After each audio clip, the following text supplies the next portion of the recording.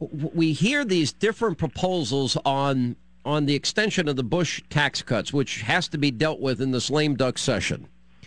And some of the compromise, what the president and Democrats want to do is they apparently want to make the middle-class tax cuts permanent and only temporary for wealthier Americans. There's only one thing that's acceptable, and that is to not raise taxes on anybody.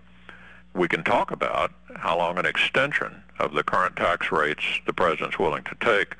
We're not interested in talking about bifurcating it by splitting it into two different sets of Americans, one of whom is punished and one of whom one group is not.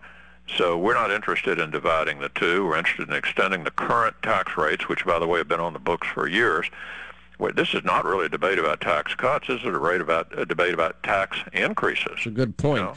Tax increases. When you talk about bifurcation here, though, this is interesting to me. So if the president insists and stands by the position, because this is the old Congress, if they stand by this position that they're not going to extend it permanently for everybody, would you be willing then to wait for the next Congress to come in session and then maybe do it retroactively from the beginning of the year? Well, I'm not going to lay out the whole strategy, but I will tell you I'm confident that every Republican in the Senate, which adds up to 41, is not in favor of treating different Americans differently.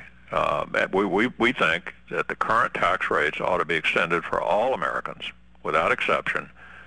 We're willing to talk to the president about how long he's willing to sign such an extension, but we're not going to go along with bifurcating it by splitting Americans into those who need to be punished and those who don't.